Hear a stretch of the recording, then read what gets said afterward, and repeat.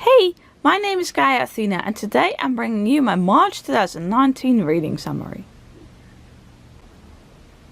In March I read 22 books. This is slightly down from January but up from February. So this is pretty alright for me. It's kind of average, yes, pretty good. And also when we see the amount of books read per month in a pie chart, the percentages get pretty close, so this graph will become more interesting as the year goes on. In March I read 5,094 pages. This is actually more pages than I read in January or in February, so I'm pretty okay with this. And also when we see it in a pie chart, again it all comes very close. So I read actually more pages in March than in January, but if you round it off to whole numbers, both are 34% apparently. In March I read no books for infants, I read 7 books for children, I read 9 young adult books, and I read 6 books for adults. I think this is a pretty nice mixture. In January and February I read a lot of children's books, among other things because I borrowed a lot of those from the library, and I like that in March I had a sort of a mixture of all three. Yeah, that suits me alright. It might be different in April as I am thinking about whether I might go to the library again soon, and I like to get children's books from the library. In terms of rereads versus new reads, in March I read 17 new to me books and I reread 5 books. This is quite a bit higher than in January or February, and even higher than in 2018.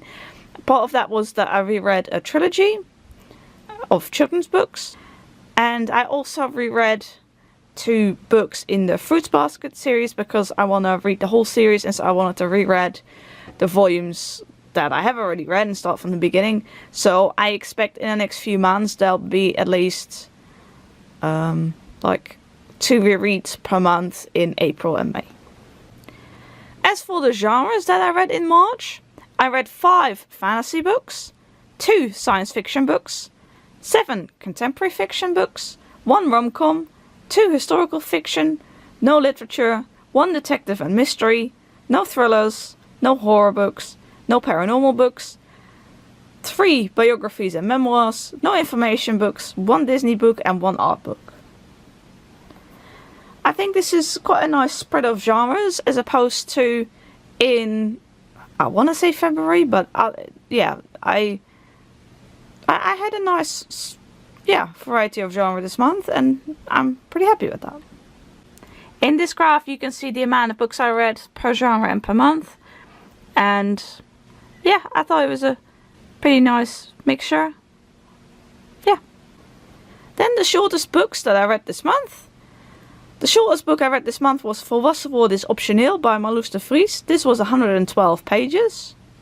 100 Hugs by Chris Riddell. This was 113 pages. I Hate Fairyland Volume 1 Madly Ever After by Scotty Young. This was 132 pages. And Book Love by Debbie Tongue. This was 139 pages. Now we get to the longest books that I read this month.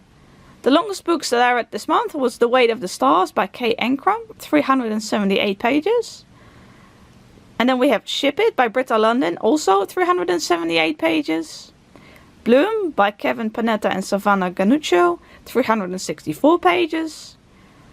Record of a Spaceborne Few by Becky Chambers, 359 pages. And Aya Love in Yup City by Marguerite Abouet and Clément Aubry, 351 pages. I didn't read a whole lot of really long books this month, to be honest, because personally I would call books like between 300 and 400 pages still medium length books. So I didn't really read any really long books, but these were the longest ones. So. Then the books that I liked most this month were Bloom by Kevin Panetta and Savannah Ganuccio. This was a graphic novel featuring 2 male main characters. And yeah, it was really cute, and it was about baking, and I just really, really liked this one. Then Book Love by Debbie Tong.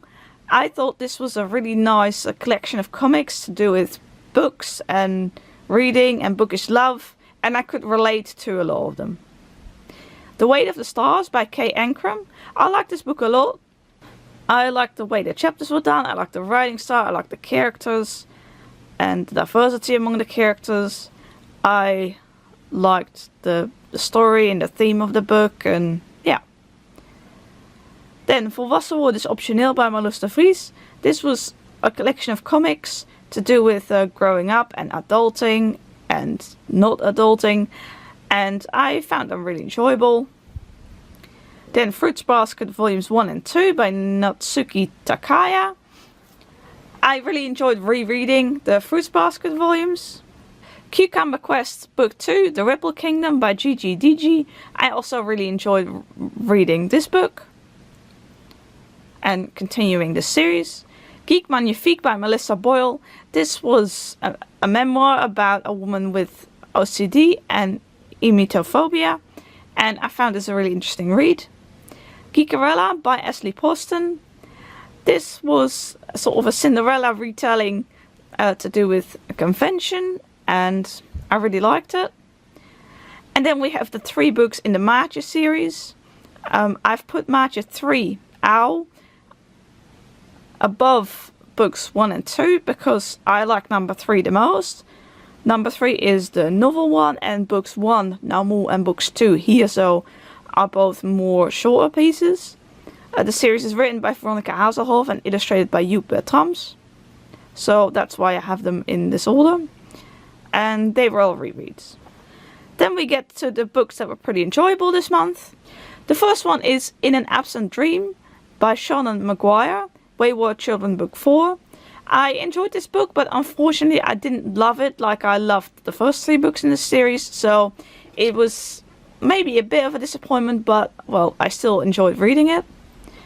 Then we have An Asperger's Mystery Book 5, The Question of the Dead Mistress by A.J. Kopperman and Jeff Cohen, which was again another book in a series that I didn't enjoy as much as the other books in this series, but it was still a nice read.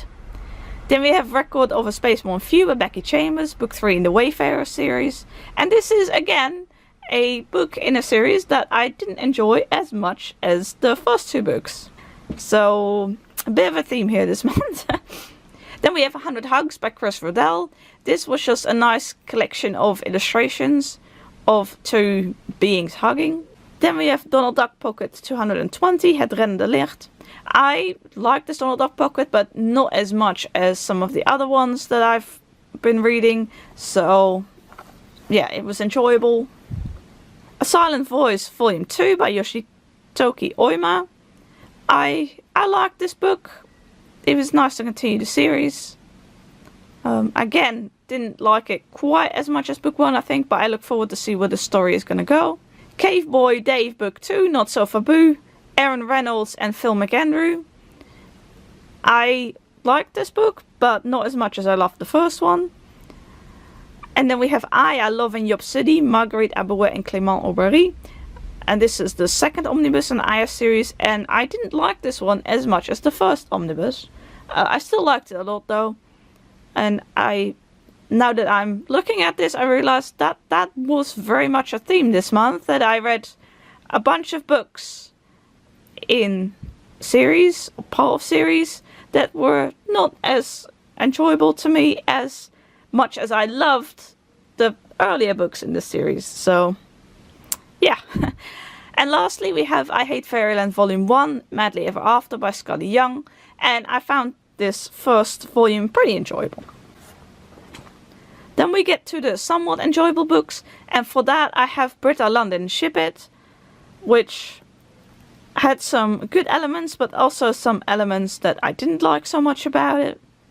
Yeah, I struggled a bit getting through this book, and well, if you want more details, then there's my book review.